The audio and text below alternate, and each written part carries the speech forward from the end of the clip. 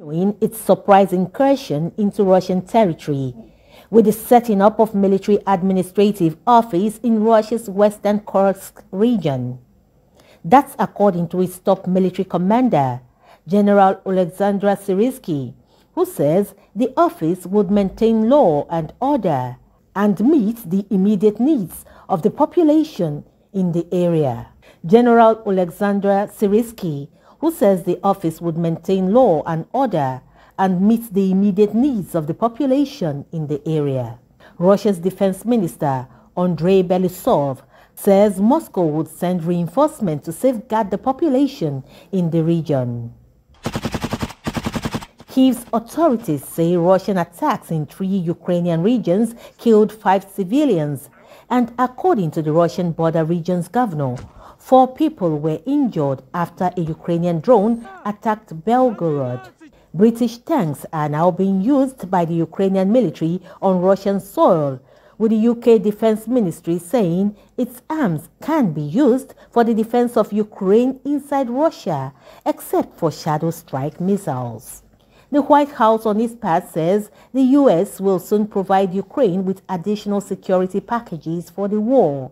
An aide to the Russian leader claims NATO and the West are directly involved in the planning of Ukraine's attack. But the White House says Kyiv did not provide advance notice of its incursion and that the US had no involvement in Ukraine's 11-day incursion plan against Russia. For more on the twists and turns of the war between Russia and Ukraine, I'm joined by global affairs analyst Khalid Nweke. He joins me live from Brussels in Belgium. Mr. Nweke, good to see you again. Interesting developments we're covering here. Everyone is talking about the surprise Ukraine incursion into Russia, the first time a foreign army will be invading Russia since 1941. But I want to call your attention to what an aide to Ukraine's president had said, that the aim of these attacks on Russia's Kursk region is to get Moscow to start fair peace talks to end this war. Does that make logical sense to you? Thank you, Nifemi.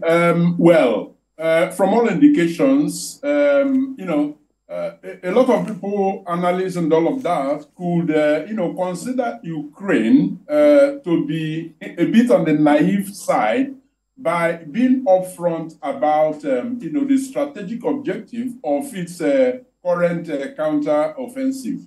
But you see, there is no reason to doubt that, indeed, getting Russia to take them seriously, to start Ukraine is continuing.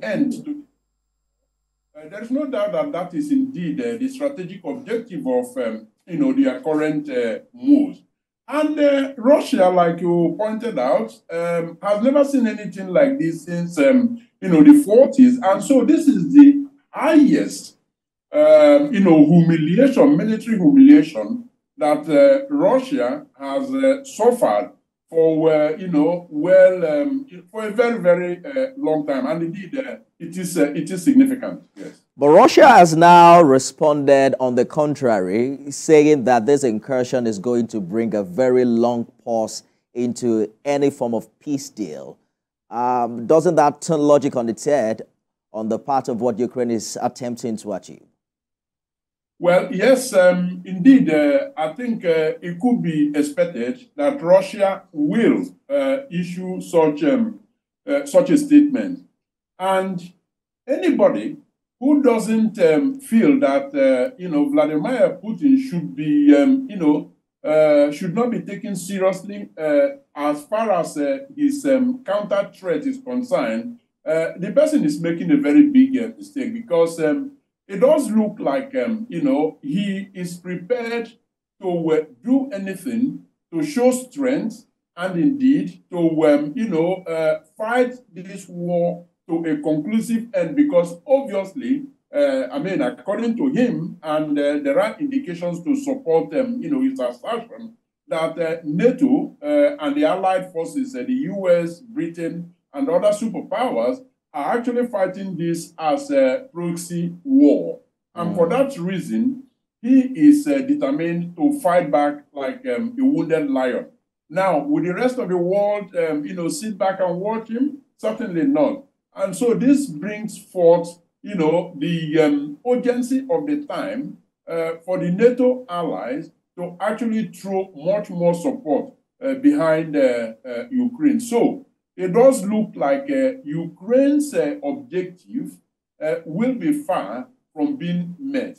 But, are they going to sit idly and watch neither Ukraine nor the, allied forces, the NATO, will indeed, sit back? So escalation perhaps is what is to be expected. The West makes it look like this offensive, like Ukraine is very well prepared for this offensive. But are you concerned about things escalating fast, considering that we're talking about Russia here controlling one of the world's largest arsenal of nuclear weapons? Yes, there are reasons for concerns, Nifemi. I mean, Ukraine wouldn't be fighting this war if it didn't get the prudent or the effective support of NATO, within NATO, the United States as a leading force there, and then Britain. Now, if they didn't get their support, their encouragement, and all of that, there is no way they would have gotten as far as they have gotten. And we're dealing with, a man who is driven by very high ego. Of course, it is to be expected of world leaders, and I'm talking of Putin. And so, yes, the fear of escalation is real. And, the world has got to brace up for this. Well, the blame game has now intensified the rhetorics on both sides. Prior to this war, Russia has been of the opinion that this conflict is a broader struggle against Western influence in the region, rather than a conventional war between two nations. If NATO is now emboldening Ukraine to go ahead with this onslaught, what do you think would happen in the nearest future as regards a face-off between the West and Russia? Well, the point is that, to fully understand what Vladimir Putin is saying now, you need to go back to, the reasons he advanced for starting this war in the first place. And mind you, he never called this a war. From the word go, he had referred to this as, a military operation.